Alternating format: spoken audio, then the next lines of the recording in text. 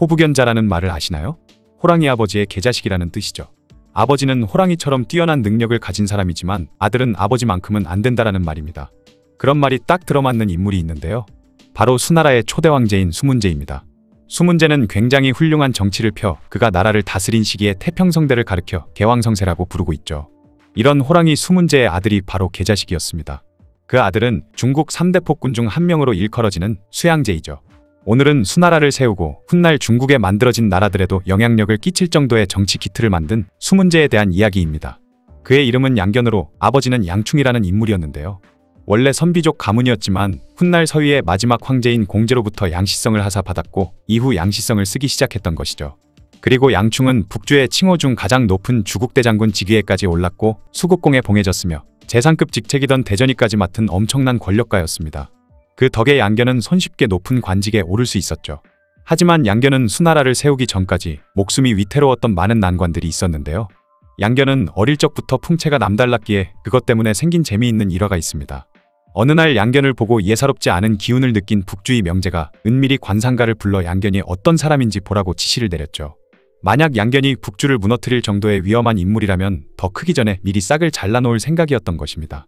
이에 관상가는 양견을 만나러 갔다가 그가 보통 인물이 아님을 느꼈고 양견에게 다가가 당신은 천하의 황제가 될 사람입니다.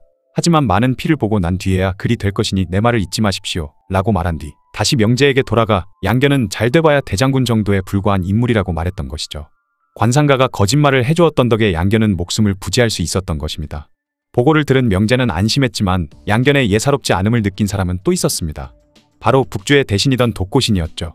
독고신은 양견의 비범함을 알아보고 자신의 딸인 독고가라를 시집 보냈다고 합니다.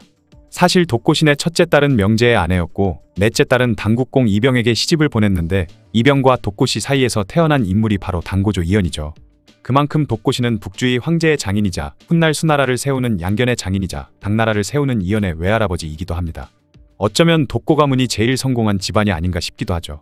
어쨌든 대귀족 출신인 독고 가문의 힘을 얻게 된 양견은 정치적으로 확고한 입지를 다질 수 있었으며 이후에는 군대를 지휘해 북제의 군대를 격파하면서 가장 높은 칭호이던 주국대장군 직위까지 오르게 되고 그렇게 양견은 호랑이 등에 날개 단 듯 승승장구하게 됩니다. 하지만 이후 명제와 무제가 세상을 떠나고 선제 우문윤이 황위에 오른 뒤에 또 양견의 목숨을 위협하는 사건이 발생하죠. 양견은 자신의 딸을 선제에게 시집 보낸 뒤 황제의 장인이 되자 이후 북주의 실권자가 되었습니다. 그리고 사위인 선제는 어디 먼 곳에 갈 때마다 양견에게 도성을 맡길 정도로 그를 신뢰하고 있었던 것이죠. 그런데 선제는 사치와 폭정을 일삼고 백성들을 잔인하게 다뤘던 반면 양견은 백성들에게 어질게 대하며 인심을 얻고 있었기에 점점 양견에게 위협을 느낀 선제는 양견을 제거하기로 마음을 먹었죠.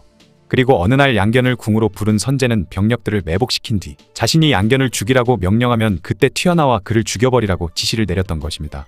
이후 양견이 궁궐에 도착하자 궁궐 내에 살기가 가득 찬 걸 느낀 양견은 선제의 의중을 알아차렸죠. 선제는 양견이 무례한 모습을 보이게 하기 위해 선 넘는 짓까지 하면서 그를 도발했지만 양견은 선제의 자극에도 불구하고 아무렇지 않게 넘겨버렸습니다. 그렇게 다행히 아무 일 없이 그 사건은 마무리되었죠. 이후 580년 21세의 젊은 나이로 선제가 세상을 떠나고 그의 아들이던 정제가 고작 8살의 나이로 즉위했는데 나이가 너무 어렸던 탓에 이후 양견이 국정을 이끌어 나가게 됩니다.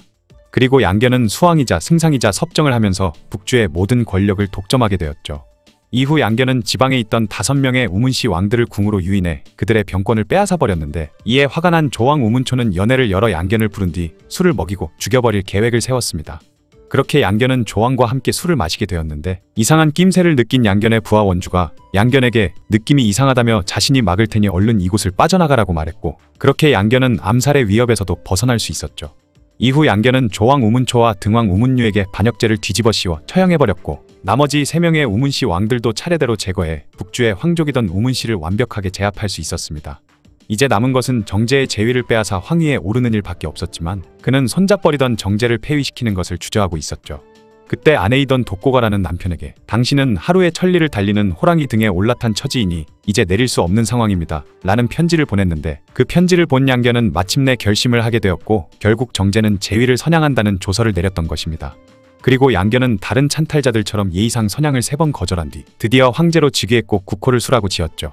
황제로 즉위한 수문제는 과거 관상가가 많은 피를 보고 난 이후에야 천하가 안정이 될 것이라고 말한 것처럼 자기에게 양해한 정제는 물론이고 북주의 황족인 우문씨를 모조리 다 죽여버리는 잔혹함을 보이기도 했습니다.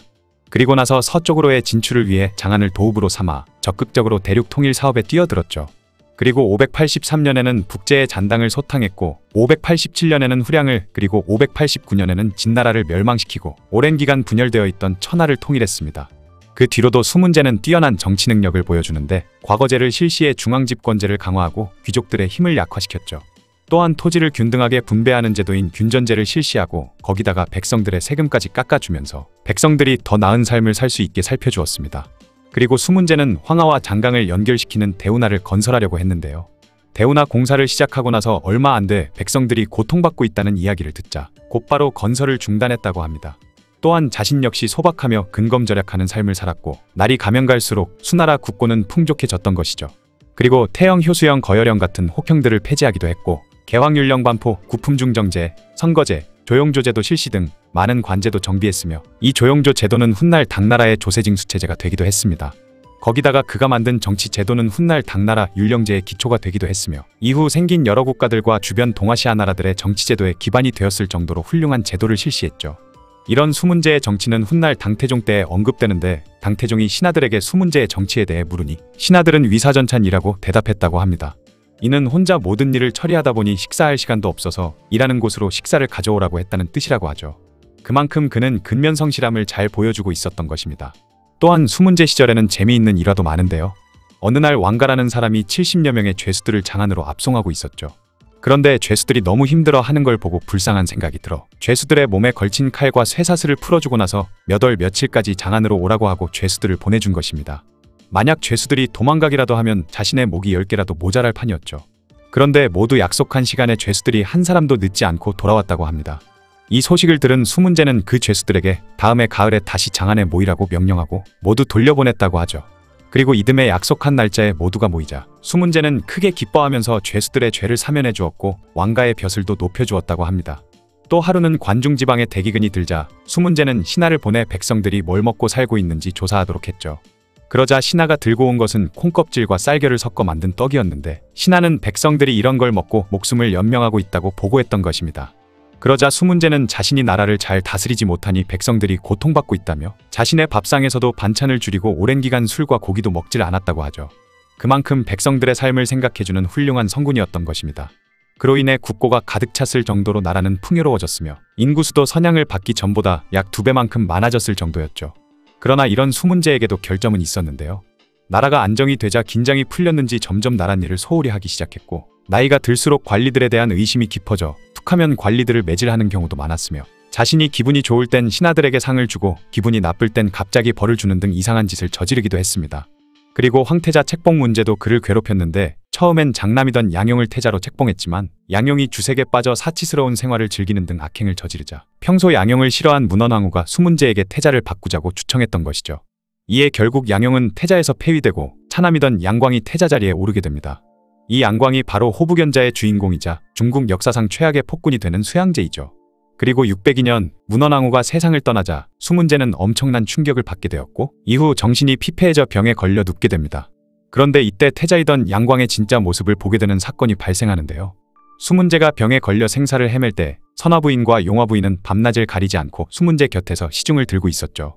그러자 수문제는 그 둘이 쉬지 않고 시중을 드는 모습을 보고 조금 쉬라고 말했는데 선화부인이 휴식을 취하러 자신의 거처로 가는 도중 태자 양광을 만났고 양광은 평소 아름답던 선화부인을 눈여겨보고 있었기에 대담하게도 아버지의 후궁이던 그녀를 겁탈하려 한 것입니다.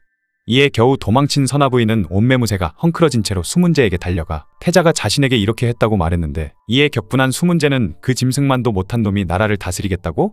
내가 황후의 말을 들은 것이 큰 실책이었구나 라고 소리친 뒤 양용을 다시 태자로 삼으려고 했죠. 이 사실을 알게 된 양광은 쿠데타를 일으켜 병력을 동원해 자신에게 협력하지 않는 신하들은 모조리 죽이고 황궁을 장악했습니다. 그리고 자신의 근위장이던 우문지급을 양용에게 보내 양용의 목숨마저 빼앗아버렸죠. 이후 수문제는 아들이던 양광의 손에 목숨을 잃게 됩니다. 백성들의 칭송받던 성군 수문제가 아들 잘못 둔 죄로 받게 된 비참한 최후였죠. 그런데 사실 그의 죽음에는 의문점이 여러 가지가 있는데요. 수문제의 죽음이 여러 기록에 다 다르게 기록되어 있기 때문입니다. 대업약기에는 독살되었다고 기록되어 있고 통력에는 장영이 문제를 죽일 때 그 피가 병풍에 튀었다라고 적혀 있으며 수서에는 노안으로 병들어 죽었다고 되어 있기 때문이죠. 거기다가 자칫 통감에는 안팎에서는 잠못 다른 이야기가 있었다 라고 기록되어 있는데 이는 부왕시해설을 암시하고 있는 것 같기도 합니다. 양광이 정말로 수문제를 살해했는지는 약간의 의문이 드는 건 사실이지만 양광은 자신의 어머니가 죽었을 때도 술과 고기를 먹으며 어머니의 죽음을 기뻐했을 정도로 싸패기질이 다분한 인물이었기에 시해를 했을 수도 있을 것 같긴 하죠. 어쨌든 수문제는 360여 년이나 분열되어 지속되고 있던 혼란을 잠재우고 현재 중국의 기틀까지 다졌던 중국 역사상 최고의 성군으로 평가받고 있습니다. 그래서 수문제 시기에 태평성대를 개왕성세 또는 개왕이치라고 부르는 것이죠.